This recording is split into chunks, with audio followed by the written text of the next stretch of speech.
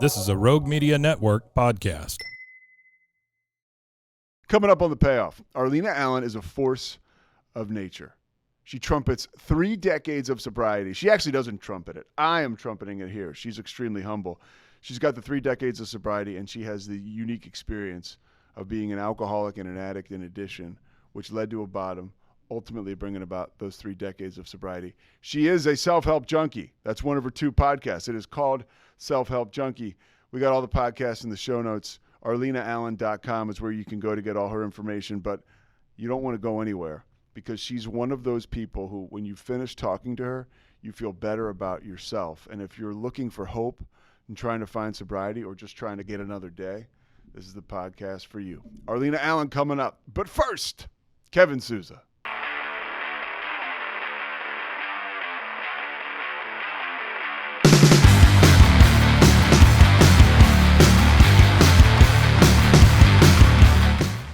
I guess my first question for you is, when we talked on the phone the other day, you're, by the way, I appreciate how efficient you are. It's like the Tonight Show. We do a pre-interview, and I talk to you, and that's the kind of stuff that's really a blessing, just connecting with people in life like you, but connecting with people in sobriety is really what it's all about.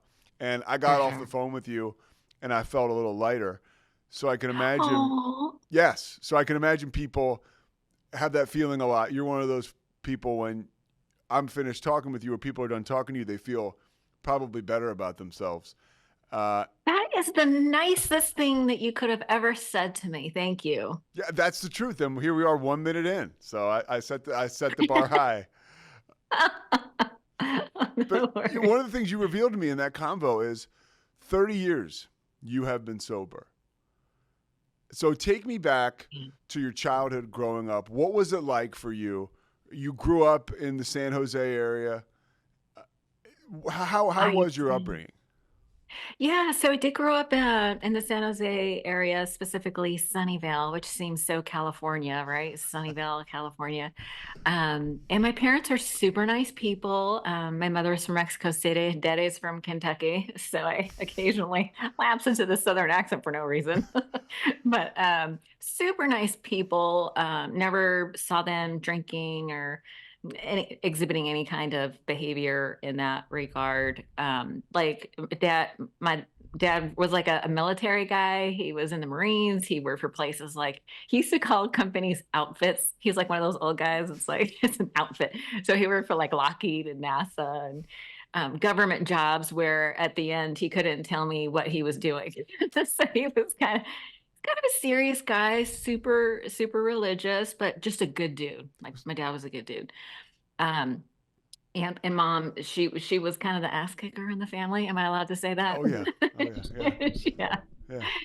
Yeah, she was kind of the disciplinarian. But there was a couple of things in childhood that kind of set the tone for the rest, right? So I had actually been sexually abused by a neighbor from the time I was about 5 years old on.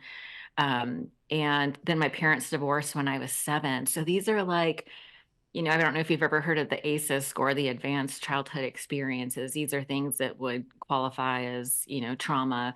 And that really set the stage for who I thought I was as a person, like my self-worth, my self-esteem, who I thought I was in the world. And who did you think you were as a kid growing up? Because it sounds like that sets the table for some, like you said, serious trauma, but also some serious, I guess, for lack of a better word, like even I have stuff that in my childhood that makes me delusional today about who I am. That's such a good word, delusional. Yeah. So how did that set the table for you? So it's kind of interesting. I didn't realize until way after I got sober. You go to meetings, and you get asked to tell your story, and I would always joke around that. That when I was little, I grew up in the church, and it was like I was always trying to be good, but that God never fixed me. So I decided that if I couldn't be good, that I'd be good at being bad. And, I would say it like in a joking way, like, oh, I'm going to be good at being bad. But there is like this kernel of sad truth that I thought I was bad, that I thought I was broken in some way. And these messages were getting reinforced at places like church when it's like, oh, you're a sinner. You need to be fixed. Your puny human mind can't grasp the vastness of God's love. It's like you need to be saved. You're bad. So it was like all those kinds of messages. So I think at my very core, I thought I was a bad person. And so this stuff happens. You mentioned the sexual abuse. You mentioned the divorce.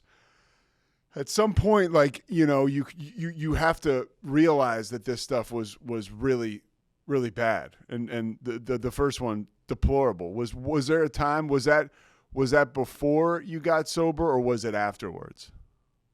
That I sort of was coming to, like, wrestling with what happened. Yeah. Yeah. I mean, because that's kind of stuff, look, in my experience, we just stuff it away. Yeah, and I had never heard anybody talk about it the way it had happened to me because it was a woman. And it was an older child, I should say, not a woman. I'm sorry. It was an older child, but she's female. And so I never heard of anybody talking about abuse in the way I experienced. So I really thought it was my fault. Right. And it wasn't until years into recovery that I was able to, like, look back at that and be like, oh, at 5 years old, you can't give consent. I didn't understand. I didn't understand what was happening, to be perfectly honest. And so it wasn't until much later in sobriety. And it's like, wow, how did I not realize that it wasn't my fault, that was actually abuse? Yeah. It, When you're it in it, took a long time to come to grips. when you're in it, you're in it, especially when you're, a preteen or a teenager. For me, I was never, and that's where the alcohol and the drugs comes in. I was slow developing, period. And by the time I actually did start to develop, it was alcohol and drugs way more than it should have been, and then all the time. For you, when was your first experience of the mood or mind altering substance? Dude, I was really young. I was about, it had to be before I was 10. I still don't really know exactly how old I was, but it was before my mom had met my stepdad, and I was 10. I remember I was 10 because that's when he gave me, like, my first, journal or whatever. So it happened before that.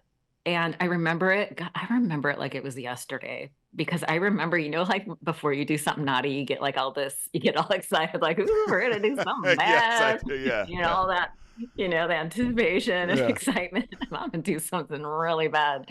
But so my mom had gone out to dinner, like people do, and I have a sister that was 2 years older than me, so she and I were left home alone. And I decided to go for this bottle that was in the cabinet. It was like this dusty old bottle. Probably somebody left it from a party or something. But I just remember it was a clear bottle with brown liquid. And I was like, I'm drinking some of that. And so I mixed it with juice. And I remember that first drink like it was yesterday, the way it burned my lips, the way it burned all the way down. But then that warmth spread through my whole body.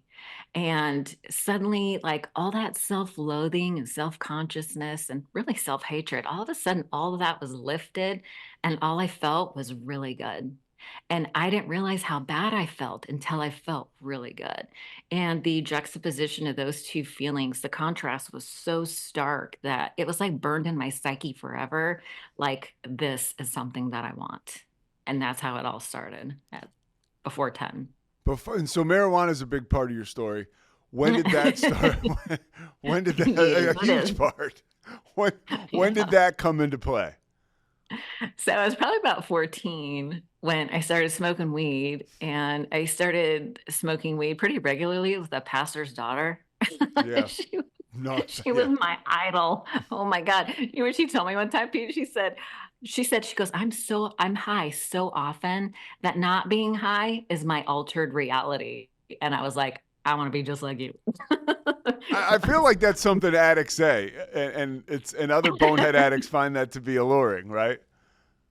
Yeah, but man, comfortably numb. That was like my theme song. Loved it. Just loved not feeling. That was like my goal in life. Don't feel anything. Question for me, I started to smoke a little bit when I was like in high school, and then it really ramped up, and then it was one of those things. By the time I was a senior, it was if any time I could do it, and if it was all day, all the time, that was just fine. But it took me a minute to get there. Like there were a lot of there was like a bug out stage, For you, did it click right away? Like was it enjoyable right away?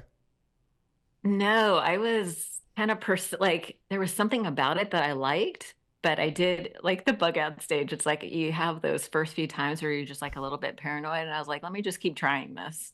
I'll try anything twice.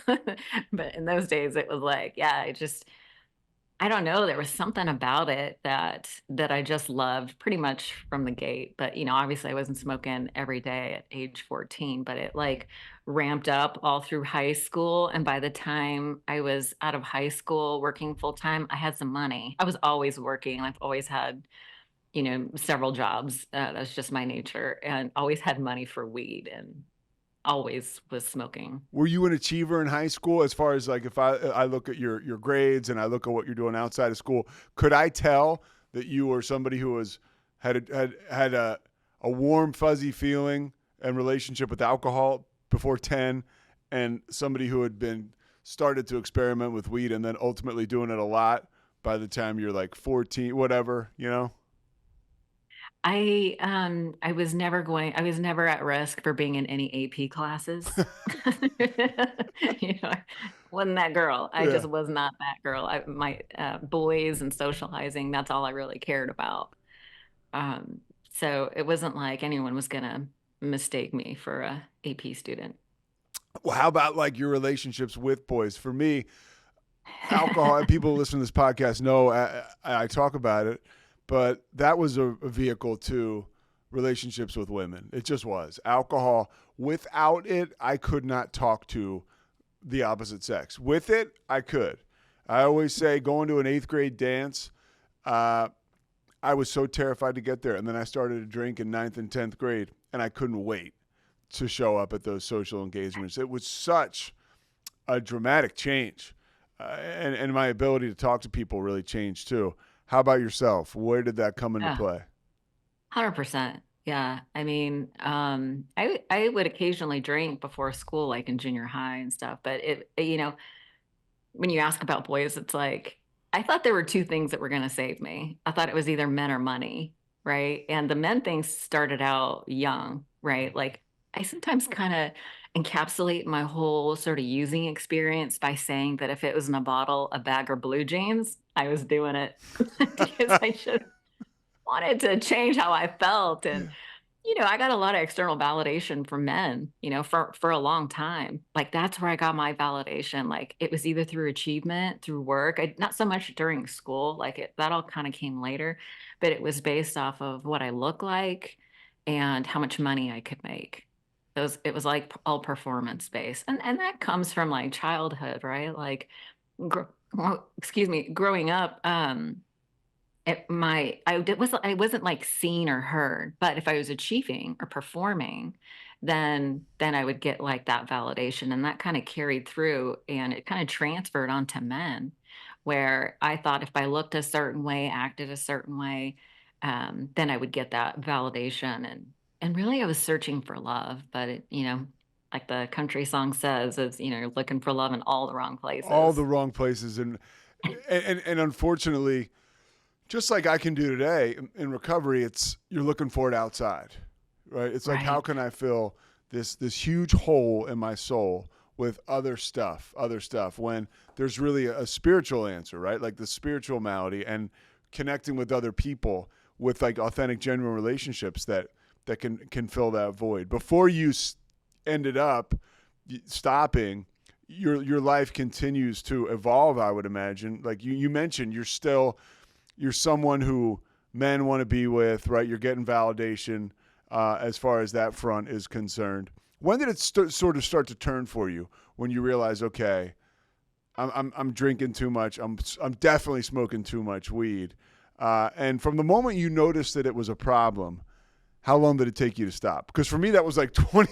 That was like 20 years. You know? Yeah, so Yeah. I mean, yeah, it definitely was a process. I would say that I was having, how they say it's fun at first and then fun with problems and then problems at the end. I was definitely fun with problems for, for the majority of my 20s. Like I quit when I was 25. Mm-hmm. So Which, by the way, for if you start when you were 14, or that's a pretty good run. I mean, not that it matters, 11, right? yeah, Yeah, if you got it, you 11 got it, years. and it's best to stop as soon as you can. But sometimes we start so early that a decade plus of abuse of substance is way too long. You know, it's a decade too long.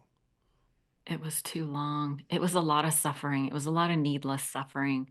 And I always, you know, what's funny, Pete, is I always wanted to be different. I always wanted to be somebody else. Like I just wanted to be anybody else but me, which is why I was always seeking like this external validation, right? And because I was like thinking money was going to solve my problems, you know, I worked really hard, and I was in this outside sales position, and two of my customers were in the program.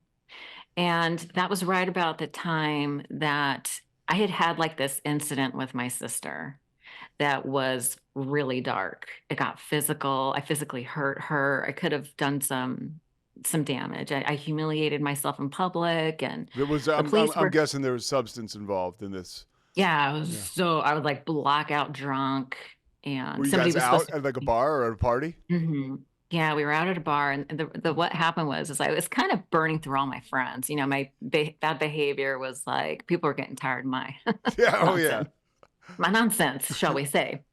They're getting sick of it. As you get older too, it's like, of course, these It's not people have cute. lives. They're starting to have families. They have integrity, and they get around people like us. Like they're Standards. like, whoa, whoa, whoa, like we become like Martians. And it's at some point, it's like, you know what, I have to cut this person off, and all of a sudden our life gets pretty small as an addict. So that's, I can appreciate what you just said. Sorry, I cut My you off, life but yeah, was no, it's yeah. okay. No, my life got small. Mm. That is a fair statement.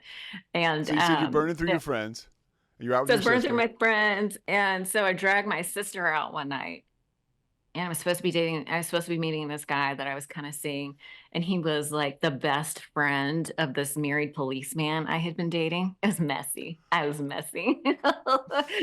So anyway, so I take her out. Proceed to get blackout drunk, and the guy doesn't show, so I'm livid. I'm I'm victim mode. I'm a mess. And we come home, and we pass the married cop ex-boyfriend doing a field sobriety test. By the way, that was the only reason I never went to jail, is because I was dating a married policeman. Every time I got pulled over, I'd hand over his business card and they would let me go. 4 times that happened, and they would let me go. Anyways, um, so we pass by this guy, and I lose my ever loving mind. And I punch the windshield in a couple places and break it. I try to crash the car, try to jump out. My sister trying to keep me in the car. We make it like 2 blocks from home. And I don't know what happened. I think I kick her in the face while she's Yeah, driving, give her a bloody nose. And we're like down the street from some childhood friend. They come outside, and they're trying to calm me down. And listen, this is all secondhand information because sure. I don't remember most of this. This is what she tells me the next day. And that is the point that I started to question my drinking. The next morning, my hand was black and blue, and the guy that was supposed to be at the bar was there. And I was like, how did you even get here? What happened? And he's like, you better call your sister. She's really upset. So I go over to my mom's house where my sister was living, and she was so pissed at me. And my mom, now my mom knows everything, and they are just so like disgusted with me. And I was so full of shame. And she was like, I'm going to go to Al-Anon. And here's the crazy part. I was like clutching my pearls. I was like, because of me? Like I was, what are you talking about? I just had one bad night.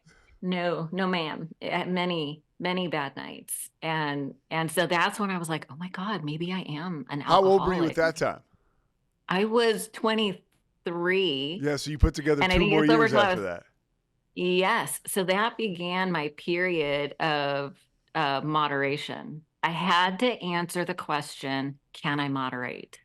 I didn't know that that's what I was doing, but that's what, looking back, I was like, oh, I was trying to shoot every angle I could because I just could not see a life without drugs and alcohol. I wanted to quit.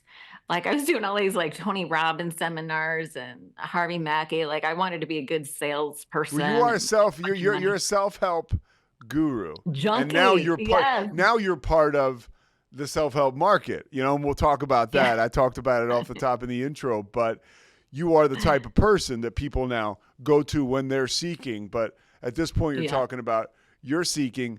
And for me, at the end of the day, I could do anything I wanted to that I saw as self-help or evolution. But until I got sober, none of that mattered. And it was an exhausting, repeating cycle. Exhausting. It was, I mean, it was a tough, but listen, I didn't think that it was alcohol that was my problem. I was reading books like Men Are From Mars and Women Are From Venus. And I was doing Tony Robbins' workshop, Awaken the Giant Within. I was like, yes, that's what I need to do. But it was funny because I do like these personal growth workshops, and always at the top of the list was stop smoking weed, stop drinking. And I just couldn't do it until I met these two guys that I worked with that were like, hey, I would, I saw my job as making friends. Like I felt like that was my job. I'd make friends with these people and then they would use our services and we would hang out. And what did you do? I would tell them like, I was working as I was working for a transportation company. So I was in sales. I was working with these guys like in shipping, receiving. So it was mostly men I was talking to. And these two guys were just like these fine, upstanding men of, the 12-step program. And they would just like gently share things like, oh, if you keep doing what you're doing, you'll keep getting what you're getting. And the definition of insanity and just like all these little bits of wisdom that like I was seeking answers, that they were giving me answers to questions I wasn't asking yet. And they were starting to open my mind in this really gentle way. And so after, I think it was after my 25th birthday when I just, another blackout, I was like, another one of those. I'm smiling. And if people are just listening to the audio, they can't see it. But I mean, this is such a Me Too deal. I had so many mornings where I woke up and was like, oh, it's just the worst feeling. And I had many of those. I had a really low bottom. So I had many of those mornings where it was, you think it can't get any worse, and then it does. And I'm not saying that's your story, but so many of those mornings when I remember just opening that one eye and being like, oh, man, and you'd see somebody like you mentioned, like the guys next to you or somebody who is disappointed in you. And yeah. Someone's feelings I hurt, hurting people I love. And it wasn't like, it was shocking how bad I could feel. Like I didn't think I could feel any worse. And then I did.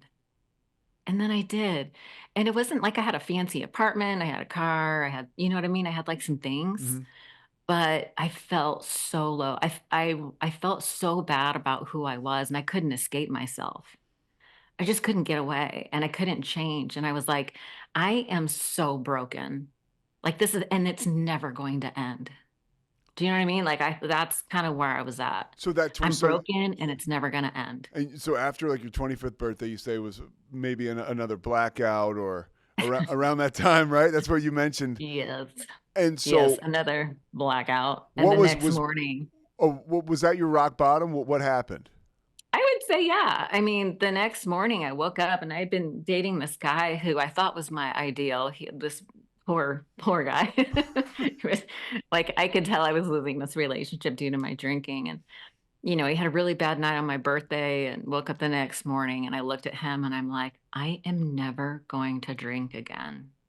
And I haven't, but I took a big bong hit. I was like, I needed to, my stomach was really upset and that was like the perfect cure for it. Right. Yeah.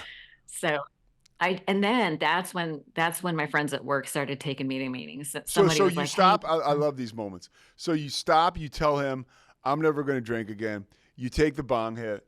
And at what point do you realize that like, and this is, look, you and I talked about this too offline, like when we chatted earlier this week, it's different for everybody. And there's different ways to do this. There's not like, I'm not saying there's one way. I know it worked for me. Right. And it was total abstinence and it was through 12 steps. Right. But so you take that bong hit, what changes? What do you do that leads to the life you're at now? And I'm not talking about, we can get into what you do now and what you did right after, but what happens immediately after that? Yeah, so immediately after, I didn't know it, but I was practicing harm reduction. Like I still had all these feelings and I just didn't know what to do with them. And smoking weed really like helped me regulate my feelings, and I just was like, I just kind of just was done. I just couldn't drink anymore. And I knew it. And it took 5 months before I went to my first meeting. But as soon as I walked into that room, and listen, there was not, this is 30 years ago. Yeah. There was there was nothing else available to me. I wasn't really even aware of rehab. Like I guess I kind of knew people went, but it wasn't like I had access to that. Sure. Like You I didn't didn't have, have any I was lucky resource. because I had people, I mentioned this to you. One of my best buddies went to rehab when he was 17 and I was 18. And I saw him get sober and Wow. I saw his life start to change. And then one of my brothers got sober. Then another brother got sober. So I did see it happening around me. And I was addicted to like documentaries or any news story about someone who had a drug problem and turned their life around. That's why I was so pumped about starting this podcast and talking with people like Yeah. you for real, because there was a point in Yeah. time where I wasn't ready to walk into any rooms yet. So I would just kind Yeah. of drop in right through watching a documentary or an interview. And then Mm. you do walk in. And it's a meeting and it's 12 steps and that's all there is. I would imagine too when you walk in, there probably weren't a ton of women. I think there were some. I did go to a mixed meeting. It was like 40 minutes outside my town. You don't want to see anybody you knew? Yeah, my buddy was like, "Come to a meeting with me," and I knew, and he lived in in another town, like in San Jose. Mm-hmm. Like it would take me an hour to drive 16 miles. You know what I mean? So it was Yeah. like traffic was not great. But anyway, it took me a while to get to this meeting because that's where he went. That was like his home group. And so I went, and there were some women in there. I think I would have been a little intimidated if there were Mm-hmm. no women in there. But it was just like it wasn't like nice or anything, but it was like this hall, and it was brightly lit, and there was like tables in a U shape, and there was like one of those big stainless steel pots of coffee and cookies, and then a bunch of pamphlets and things like that. And it kind of felt like a church meeting to be honest. I walk in, I sit down, I kind of know the drill. But talked about the newcomers. Oh, welcome to the newcomers. And I felt all eyes looking at me. And I was like, don't look at me. It was so um but they started saying, like, I could see people, like, before the meeting, how people hug each other and people were laughing and chatting and just happy to be there. And they sit down and someone starts talking, and they welcomed me, and then they started telling stories. And I remember seeing other women and just like normal looking people. I didn't know what I was expecting, but I thought these would be people like fresh out of jail or something. Like, I don't really know what I was expecting, but they were like nice, clean cut. I mean, there were some of those there, Sure. but do you know what I mean? Like some of them look nice, and then what was interesting is I would see these nice looking people tell these stories about the people they used to be, and I could not reconcile the story with the person that was in front of me because I was like, there's no way that that person acted that way. But in fact, they had. And I was like, oh my God, I'm home. Like immediately, I was like, I am home. Like these people get my kind of crazy. They were speaking my language. They were saying things that they had words for feelings I didn't know I had. Do you know what I mean? I just felt like this, my center of gravity just lowered. I suddenly felt grand and I was like, I'm going to be okay. Did your age move you to compare yourself out at all? Or were there other young people in there as well? Um, I don't remember feeling that way. Well, then that's no. I do. I would imagine, right? Like if you don't remember that feeling, I would say you probably didn't compare yourself out because you did say you felt like you were home. I did. I felt safe with older people, to be honest. Like there were like older people, and for some reason, I just felt safe with them. Like they weren't going to mess with me on any kind of level. There wasn't going to be any jealousy from the young girls, or granted there were some some shady characters there. The ladies would pull me aside and like, be I careful. always tell people, I'm like, first of all, it's not the mental board of health. Okay, like it's just not. Second of Not the all, hotbed, no. and I notice it too. That's when I know I haven't been getting to plugging into like the 12-step recovery I need. You know, AA, I get the book behind me. Like that's for me. Um, I know when I haven't been getting to enough meetings when I walk into a meeting and I expect it to be like a goddamn boardroom, you know, like, and somebody's like distracting or getting up or walking around or acting kind of nutty. And I'm like, oh, what's going on? It's like, dude, I have to remind myself, like, anybody can walk through those doors, man.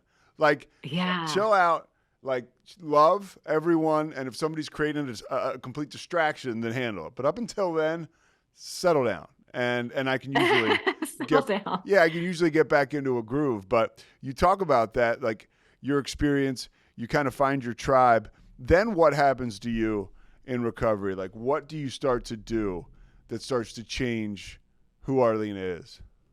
Yeah, you know what's interesting? As I kept hearing people talk about doing steps, they said you need to do 90 and 90. It was recommended, right? Yeah. It's like you Yeah. hear these things over and over again. You know, the women work with the women, the men work with the men. And now I understand why, you know, when you're finally getting real and honest and you're bearing your soul and getting really vulnerable, it's important to be with people that are safe. It's transference is a thing. And so, you know, I think that's why they really recommend that the women work with the women. And I was like, what? Because all of my, you know, I spent a lot of time and energy decorating the outside. And when I said I needed to go work with the women, I was Yeah. like, I felt like I had nothing on the inside. I was like, what could I possibly offer another woman? Like I had no idea. I didn't have any weed. Like they wanted, like that's how I made friends before, that they didn't want that. So, but I was so desperate to be sober. I was like, okay, I'll get a female sponsor. And the way I chose is this woman remembered my name the second time she met me. Like, Arlina is not an easy name to remember, but she remembered my name. And it was, I'm telling you, Pete, it was like the clouds parted and the sun was shining on her. It was like the angels were singing. Oh, and like this was the one. And it was so funny because I kept hearing that I was going to have to do this 4-step, and people were doing steps 1, 2, and 3 and relapsing because the 4-step is kind of intense. It's perceived to be this intense thing. And I was so desperate to be sober. I asked that lady, I said, would you listen to my inventory? And you know what she said? Bless her heart. She said, I would be honored. And we're going to start with step 1. Oh, And that's what we did. And she's like, I'm going to assign you homework. And when you're done with your homework, we'll meet. But if you're not done with your homework, we'll just reschedule until you're done. But she would like give me a deadline and then we would meet. And I would remember I'm obsessively early. So I'd like get there early and wait. And she would show up. She showed up every time. yeah. And it was always a surprise to me, and we would do these steps, and like I was all in. I did everything that she asked me to do.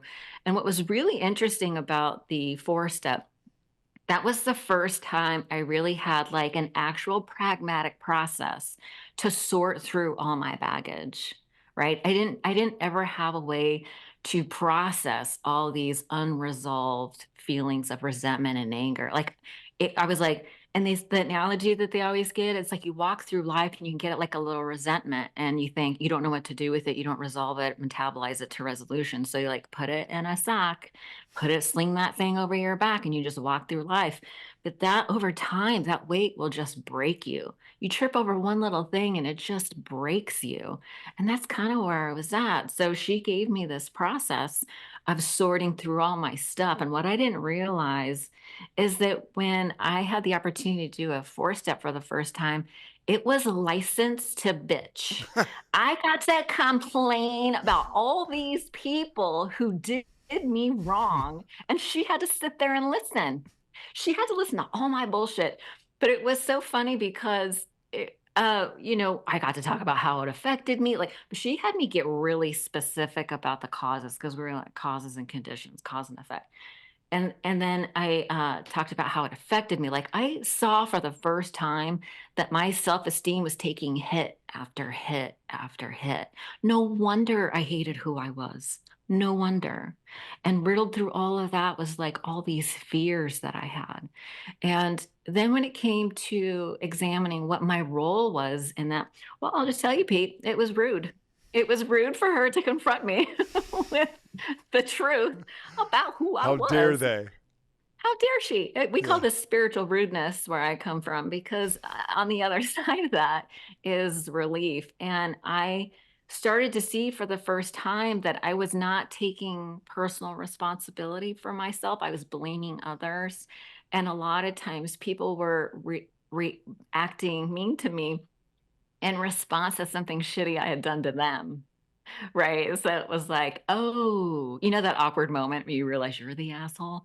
Like, that's what happens. Like, all of a sudden, I was, like, seeing these patterns of behavior, and I was like but it was I gotta tell you, when I left that room after doing all that work with her, I was like a free high.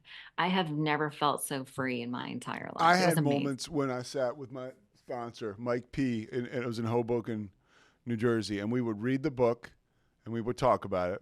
And then when it came time to do work, I did the work. And I described those as legit, like white light moments. Like I would be Yeah. talking to him, and like you mentioned, like the light would just be hitting him a certain way. And I was like, wow, like this is. And I would leave his place on Washington Avenue in North Jersey, and I would feel like I had wings, and I would want to talk to people. I wasn't scared, and I realized that there was an answer for this hole I had, and it felt better Yeah. than the alcohol and drugs because there was a purity to it, and it was amazing, and it started to happen for me right when I started to be honest. Is that when it started to happen for you? Yeah, I think that's fair. Maybe just before the moment of honesty was like surrender, Yeah. right? Like I was like, I just can't do this anymore.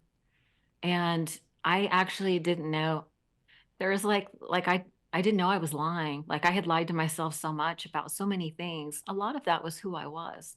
Like who I thought I was actually a lie. Right? Like, I believed all these lies I was telling, like, "You're such a piece of shit. You're so stupid. You're such a loser." It was like that was like what my internal dialogue was like. And I found out later, none of that was really true. None of it, you know? And I realized, I had people in my life who were like super compassionate, and so they would be like, "Of course she felt that way. Of course she did."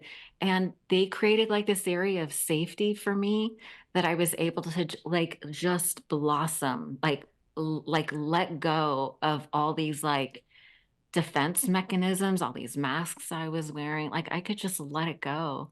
Like they would be vulnerable with me and be like honest, and it gave me the courage to respond in kind. So it was like honesty was kind of like first it was surrender and then it was vulnerability and it kind of just took on a life of its own, really. Was there a major turning point in sobriety, like outside the rooms of recovery, outside the way you felt? Was there an action step that you took that for me, like, were you like towards the end, were you kind of like around the clock? Like for anything I had to do that I deemed like important, which honestly for me, there was really not much important going on by the time I stopped. I mean, like there was probably nothing. But anytime I could drink or use before a moment, I would. Uh, Yeah. so when that was stripped from me, it was tough for me to start doing hard things. And Yeah. I used obviously a life of recovery to start to do those things. But was there anything that jumped out for you, whether it was early recovery or maybe a couple years or whatever, where you did something almost looking back? It may have been a small thing, but it turns into a magical building block. Um, I would say probably the one thing that I did right from the very beginning that I continue to do today is outreach. Like I will pick up the phone and call someone. And I was one of those self-centered people who loves to talk about herself still, apparently. You're good at it, so. But, like, I would be in pain, and these women were giving me their phone numbers, and they would say, "If something goes on, call me." And so I would, and they would g I sometimes I would call, and I'd be like, I don't know what this feeling is. Like, I'm having a feeling. I don't know what this is." And they would talk me through, and then It was almost like they were talking me off the ledge a little bit, right? And what I didn't know I was doing was I was processing my feelings to resolution. I needed to process out loud with somebody who was sane at that moment, right? Like if I'm all in fear and my brain's all hijacked, like I can't even see straight. Like I don't even know what is reasonable anymore.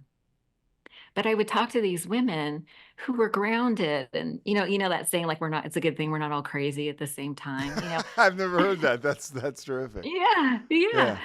So I had friends that were kind of following the same life path as me. We weren't all crazy at the same time, but when I felt crazy, I could call and they would help me process my feelings out loud. And that is something that I have continued to do to this day.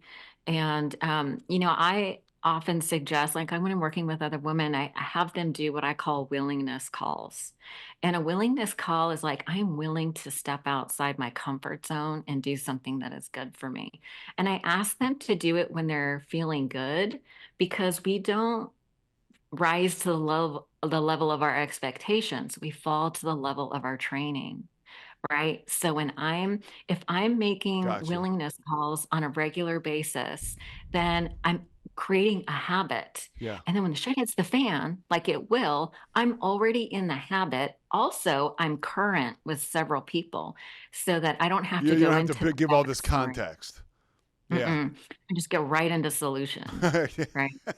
Yeah. Because especially like even today, if I get too sidetracked or whatever, and I'm unplugged, I'll have to call somebody and plug in, and as Yeah. best I can in 3 or 4 minutes, catch them up, and then here's what happened. And by that time, I think that they're just like, what? Yeah, so it is very good to stay current.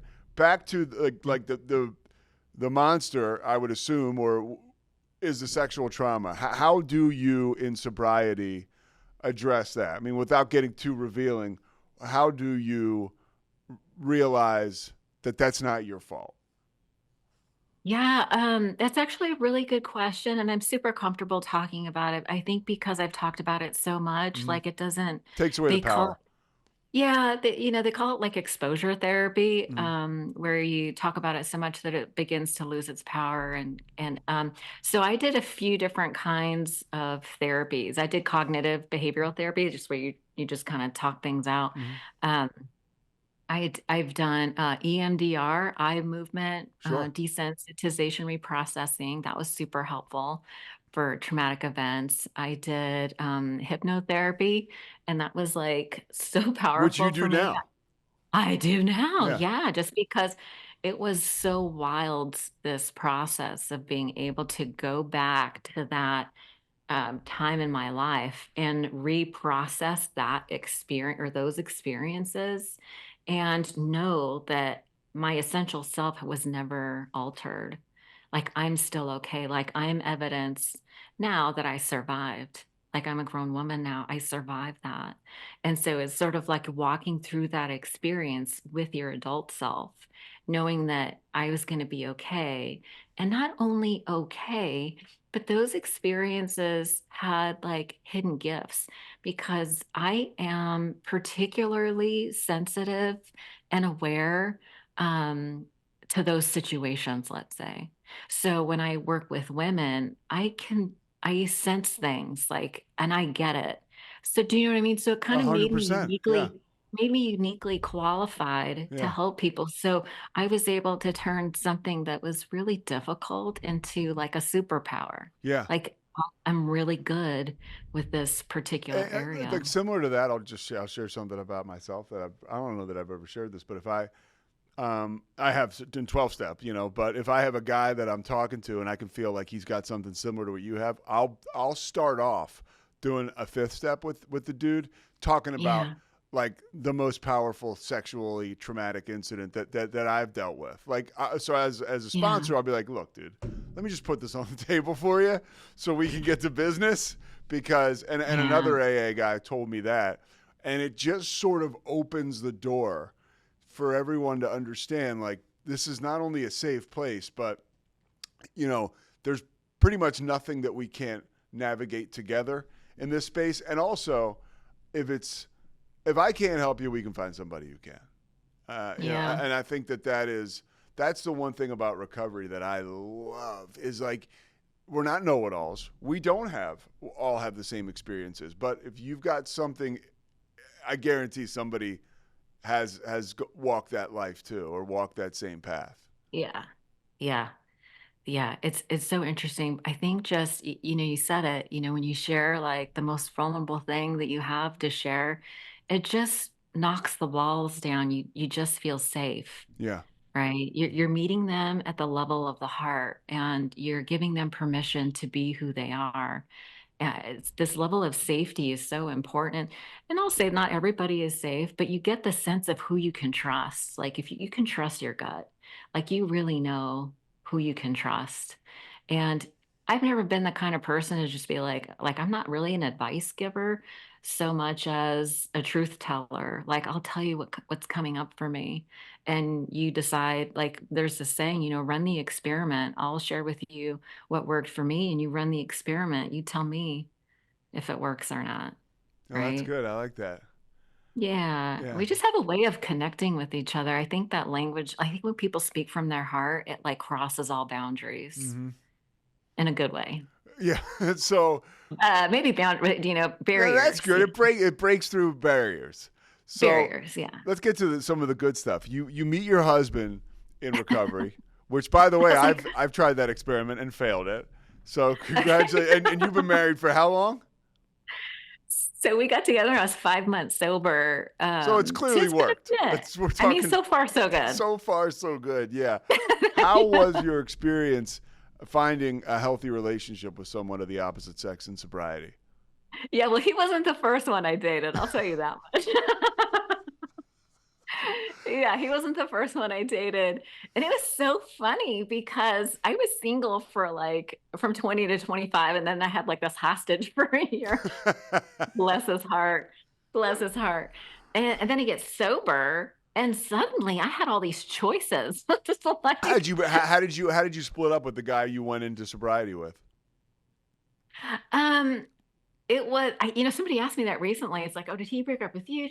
I don't really remember. I mean, it Yeah. was a long time, I it was a long separated. time That ago. was one of my first moments. I separated. A girl that I was dating came to treatment, and it was very clear that like Um, we were no longer on the same level, and yeah, we yeah, we had to split up after that. And it was like that was like one of the first hard things that I ever dealt with. In yeah. sobriety. And that was after rehab. Yeah, I was 2 weeks sober. She came through the treatment center, and Oh, it was like the vibe was awful, and I was like you meant I was all in. I was all in, and yeah, this was not yeah.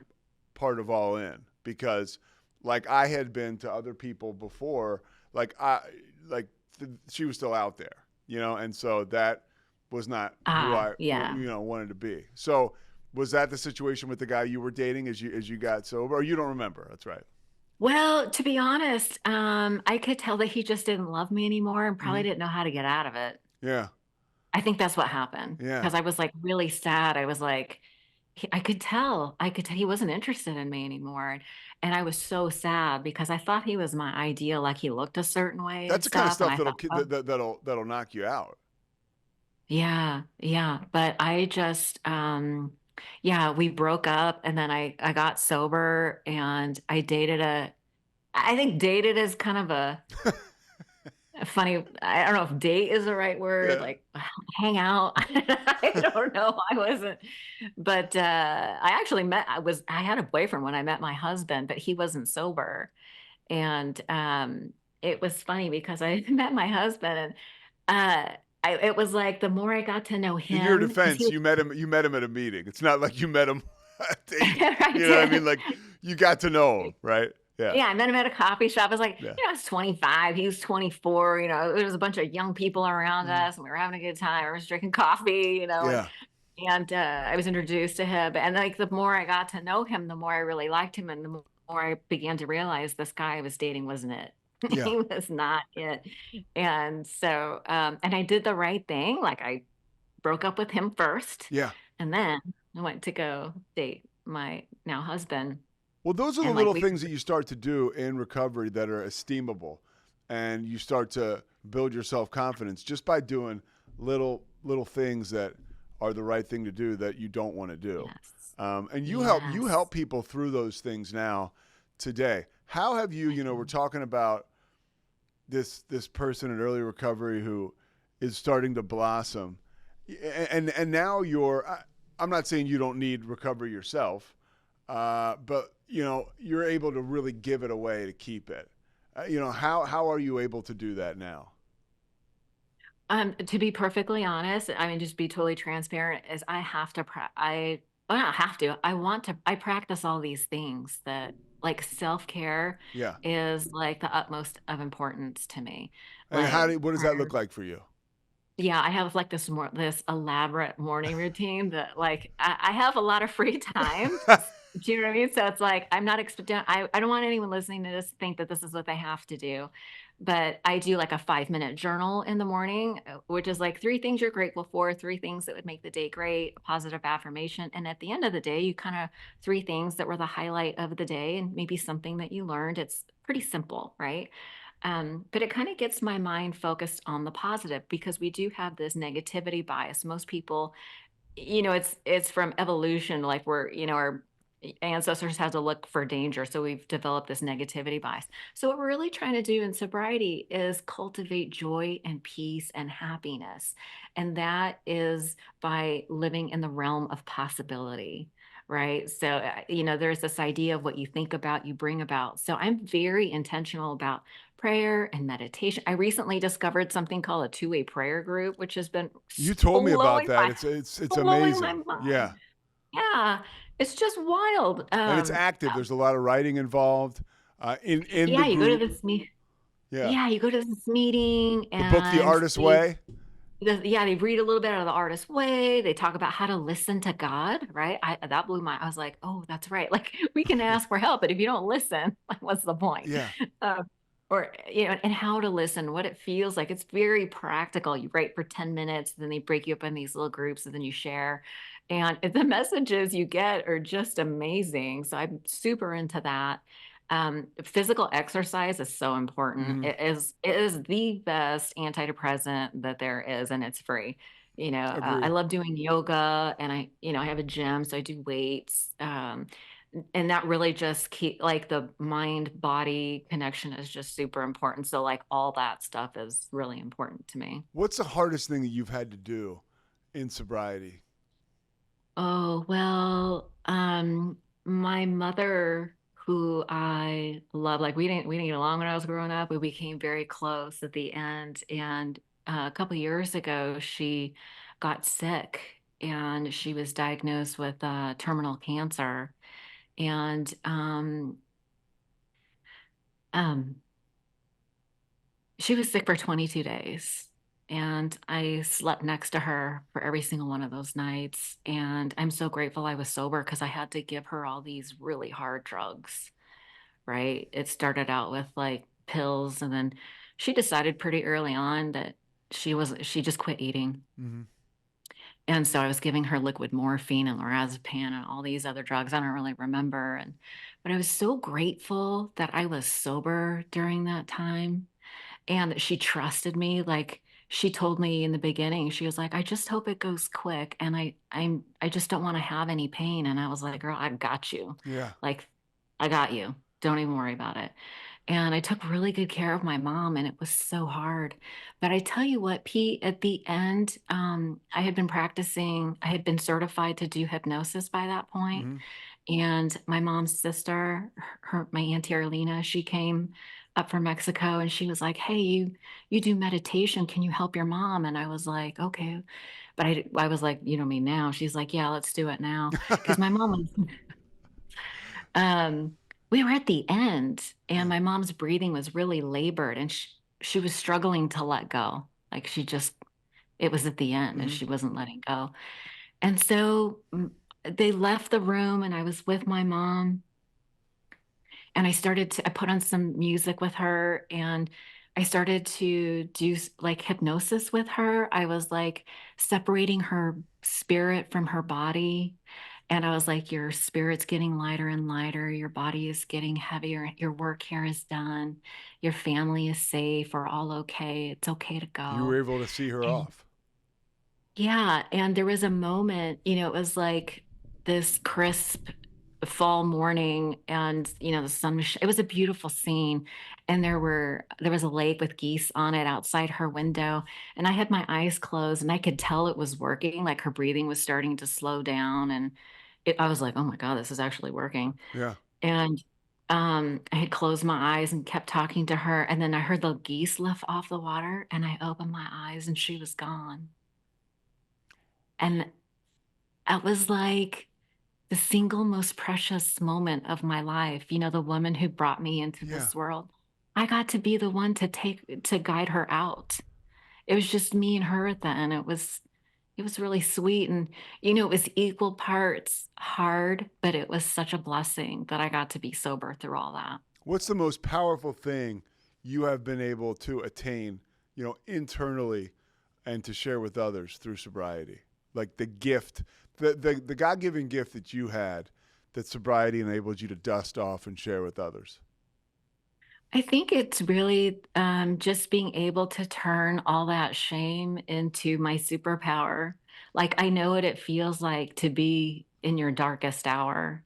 And I know what it's like on the other side of that. Like, I know that there is a way out. And I think just knowing who I really am in truth, like pluses and my, flaws and assets and all that stuff. Like, I know who I am now, and I love who I am now. That is probably the biggest gift. I hated who I was when I showed up, but that couldn't be further from the truth now. Like, I am so grateful for all my experiences and all the things I'm able to share with people today. You seem very, very chill. You seem like you don't take yourself seriously, too seriously, right? I think we all have to have the ability to, Yeah. you know what I'm talking about. We didn't get Yeah. sober to be pushovers. That's something that I learned early in recovery and still have to practice today as I got the people pleaser inside of me. And Yes. how do you stay right sized though? I mean, with your success, with 30 years of sobriety, how do you keep it green and stay the way that you are today? In the sunlight of the spirit or right sized or whatever you want to call it. Yeah. I think just having like a regular practice of like prayer and meditation and being of service to others that keeps me real grounded. I also have teenagers. Or, well, I guess they're not teenagers. Young men. Yeah. Sorry, they're not teenagers. I have young men in my life who only know me as mom. So if I'm like, oh, I had so and so on my podcast, or I got to do this or that, they're like, calm down. How many boys do you have? I have two boys. One is 20 and the other is almost 24. Well, how are you able to share with them your journey of sobriety? I say that because I don't have any kids. My brother Michael got sober before me. Oh, right. You have a nephew, right? Well, yeah, I have a nephew and I have a niece, and I mean, my niece was really, I think, affected in an extremely positive way by my brother's okay. sobriety. She is just. Yeah. He was very open with her, very communicative. He got sober pretty Mhm. much when she was 6 months old or a year old. And Okay. it was a huge part of who he was in order to be a part of her life. And then he Yeah. became sort of her rock. Yeah. Like and there's weird conversations or maybe opportunities, you would say, if you're really being Yeah. Zen. But to me, they seem like they could be really hard. How have you been able to manage that with your kids? Oh, so funny. I have been very open with the boys. I mean, to be perfectly honest, our lives really centered around the program. So we would have people over to the house all the time. So I'd have women come over to do work steps with me, right? My husband, for a long time had a men's meeting in our garage Yeah. for years. So there was always people in the program that we were always going to somebody's house for like a milestone celebration, and it just would naturally come up in conversation. Yeah, we always talked about it, like, and they never saw us drink, but it was always part of the conversation. I didn't want to be one of those parents that shielded my kids from like the fun that drugs are, because you see kids go to college and they're like, oh my God, they never told me it was fun. All Yeah, they it is told fun for a little bit. Yeah, I mean, Yeah, all they told me was how yeah. horrible it was. But I would say, listen, this is really this might sound unhinged, but I was like, drugs are fun. There's a reason that people do that, but you might end up with a dick in your mouth. So you might not want to do that. That's like the most mind-bending comment, right? It's like you're live from there and you're all the way. They're like, but it's true. like, I mean, look, drugs are bad. I They make wouldn't you have do done things. drugs as long as I did them if I didn't find them so terribly enjoyable and such a good time, right? But I also tell people I wouldn't still be sober and trying to stay connected and work in a program if that wasn't really fun. Like I'm just the kind of guy who I'm a bit of a seeker in a sense, and I like feeling free, and so being sober and being connected is it's intoxicating for me, just like drugs were. So much fun. Yeah. Listen, we have a good time. Yeah. Like I have never been short on a good time. But the thing is I don't have to pay the price the next day. Like there's no price to be paid the next day. We have a good time. Trust me. All right. I'm going to let you out of here with this last question. When a young woman comes into a meeting and or somebody, sometimes this will happen too, especially with somebody like yourself who's been sober for 3 decades now. When someone puts you in touch with a young person who's trying to figure out what the hell's going on with them in addiction and how they can find recovery, but they say, I can't do it. I don't know how to do it. What do you tell them? Yeah. I knew this milestone was coming up. And so I've been thinking a lot about like getting back to basics, what it's like to be in the beginning. I actually wrote a guide, how to quit drinking, 30 tips for your first 30 days. You can go to soberlifeschool.com and just download it. You're easy to find. It's not Allen. That's great. Yeah. I thought you said I'm easy, but kind of. You're easy to find. Yes. And so I wrote this guide and I put a lot of my best tips because there is a preparation stage before quitting. Like you got to answer the question, can I moderate? Like that is, maybe there's a little testing period. Some people are unclear. Like it's important to assess where you're at, right? But so there's like the preparation phase, there's some things and how do you talk to your friends and family? How do you socialize and have fun? What do you do for cravings? Like there is a lot. There is a lot. And the thing is, lack of information in this day and age is not the issue. It's knowing what information to focus on, right? So I really tried to keep it simple and just give some basic tips that it's like a printable checklist in there as well. So I would say start there. Now I'm going to put all your stuff in the show notes, but for people that are listening now, where can people find you? Yeah. So if you go to soberlifeschool.com, that's sort of like the hub. Okay. So there's some free resources there. There's a link to the podcast, the 1 Day at a Time Recovery. 8 years you've been doing the podcast, blazing the trail for people like me. Really, so it's appreciated. Yeah, and that has been a blessing. It just really gives me an opportunity to talk to really cool people and have really cool experiences and really, Pete, we are on the same mission. We are trying to alleviate unnecessary suffering. And there are solutions. There are skills that people can learn and just sometimes little adjustments that people can make that have a big difference over the long haul. So, yeah. Anything I left out? Well, I did want to share just real quick that Let's go. I started another podcast called the Self-Help Junkie Podcast because it's a little outside of just talking about sobriety. Because as soon as I got sober, I was introduced to all these different teachers, right? Like Marianne Williamson, she talks about A Course in Miracles. Just and there's all these like podcasts and books. Because people are, you get sober and you put the drink down. That's really just the beginning. Yes. Right. And that's when the work starts. And so there are all these teachers out there who are talking about, your mother wound or your inner child or how to end self-sabotage or how to reprogram your mind, how to focus. I mean, there's like a lot of information. So a girlfriend of mine did, we got together and we're like, okay, we're going to talk about these podcasts. Like I can talk to my husband like, oh my God, I heard this podcast and this is what his eyes glaze over in like 2 minutes. No, but if you go to the source, I totally agree. I was talking to because there are specific things that we can work on. And sometimes there's not even enough time like in therapy because Yeah. like I'd see a therapist once every 2 weeks. Look, if I could manage it, I should probably see her every day. But that's where I'm at now, and I weave that in with recovery. But we That's were what friends are talking. for. What'd you say? That's what friends are for. Yeah, exactly. Yeah.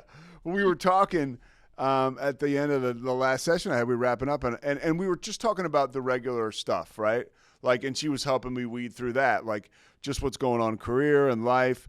And I was like, and I kind of threw this on her, but we kind of chuckled about it. I was like, we need to start talking about my parents. Like, it's like, Oh, because of course I know that I do. And I had such a great relationship with my parents, but I know there's a ton of stuff there. My idea, my yeah, brother there Kevin is. was a therapist, and he would say, well, maybe it wasn't so great. So there's more of something I need to kind of tap into. And I Oh think my there's an God, there's opportunity so there. much there. Yeah, I had the best parents in the world. And my brother Kevin would say that too. But there's any parent there's just something about that extreme dynamic, right? That is going to There is create it. there is no there is no escaping childhood without some issues, Yeah. right? There just isn't. And this isn't about like an indictment of our parents, No. right? This is simply it's a process of discussing the facts, how we interpreted certain situations and how we internalized it. And sometimes if we internalize information, it's like when you're 8 years old and you go to mom and you're all excited to tell her about something and she turns around and snaps at you, you walk away feeling like, oh, I'm a bad person Yeah. or I'm not worthy. Or, it's weird how kids, like, we make decisions about ourselves when we're very young, right? Not knowing that mom had had a super stressful day. She had 10 things going on. She didn't feel good. Like, there was all these, but we take it personally, right? And then we walk around with this 8-year-old's decision. It's like letting an 8-year-old like make decisions for you as an adult. That's like makes no sense, right? So it's important to go back and unpack all that stuff. And that's why I like the hypnosis part, because that's really something that you can go back in time. Internal family systems, that's another therapy mode that helps you deal with all that stuff from the past too in a really productive, interesting way. There's all kinds of therapies, and I just am endlessly fascinated about learning how people tick. And so we started this self-help junkie podcast because like, you called yourself a seeker. Like, oh my God, that's what we call ourselves. We're like seekers, like we're looking for answers. And so we pick a topic, we talk about what it is, why it's important, and then we come up with 3 action items so that we're actually taking action, Yes. right? Yeah, And that's the then most important. Like action, like, and that's why sobriety has been effective for me because it's an action program. So yeah, that's why the 12 steps were really kind of look. If you want to feel a certain type of way, feel fulfilled, like there's just things you have to do, yeah. and the alternative is getting drunk and maybe dying. So I'm gonna try to, now that I've gotten the fog lifting a little bit, I'm gonna try to go forward. Yeah, you're right. That's where it's at. I mean, mood follows action, Yeah. right? So we become like these action takers. So on the podcast, we like call out these 3 actions that we can do, and then we meet, and then you have 2 weeks to do all the actions or practices sometimes. And then at the beginning of the next podcast, we talk about, did you do them? If you did, what was the result? And if you didn't, what got in the way? And then we kind of problem solve for that. But it's amazing how we're just like in real time. My co-host Janine and I, we're like learning new things about ourselves, each other, like we're processing like in real time. It's a trip. And then we go into the next topic. So we've been talking about how to process hurt and anger, using Byron Katie's work. We talk about, I mean, just like procrastination, just all kinds of stuff. Like Well, James Clear. Have you ever read a James Clear book? no, I The have Atomic not. Habits? Uh-uh. Atomic, Atomic yeah, oh Habits. my, I yeah. actually bought it and I haven't even touched it. Like that's the story of my life. I need to, and that book, by the way, I was like, that was like staring me down the other day. I will eventually get to it once I feel enough shame by like looking at it, and that's why I'm You know what buying you the need to physical. do? Yeah. You need to listen to my episode on procrastination. Yeah. All right. Hey, one last thing. When we release it, I'll send it to you. One last thing. Please do. What's the number one thing? And this is kind of off topic that you got. I mean, you got a great husband, great family. Obviously, the work you're doing in the world it's elite. And I think whenever you're helping somebody, it's elite, especially when it's selfless. But you had a military dad. What's the number one thing you got from him? How does his personality, I would imagine he was kind of A-type, play into who you are today as a relaxed person who doesn't take themselves too seriously? What's the number one benefit you got from growing up in that house? Oh my God. You know what's funny is my dad was the softie. Daddy was the softie. He would cry at the drop of a hat. He was super religious. He'd tell you a Bible story and start blubbering. I'd be like, get it together, man. But he was the one who gave me a love for I'll just call it God, a higher power like this. He gave me my spiritual life. God bless him. Yeah. Like he gave me the capacity. Like I grew up with knowing what a loving spiritual presence felt like, and he was safe. My father was like the most decent and honest man I had ever met. And that allowed me to receive the love from someone like my husband, his essence is very similar to that, decent and honest. Such a gift. Yeah. All right. Well, you're the best, Arlina. Thank you so much. I kind of took you over the time, but it was well worth it. Thanks so much for listening to The Payoff with Pete. Once again, I'm Pete Souza. And of course, we are part of the Rogue Media Network. All kinds of good podcasts you can find at roguemedianetwork.com. And of course, you can find this podcast and all those other ones wherever you get your podcasts, iTunes, Spotify, other spots like that.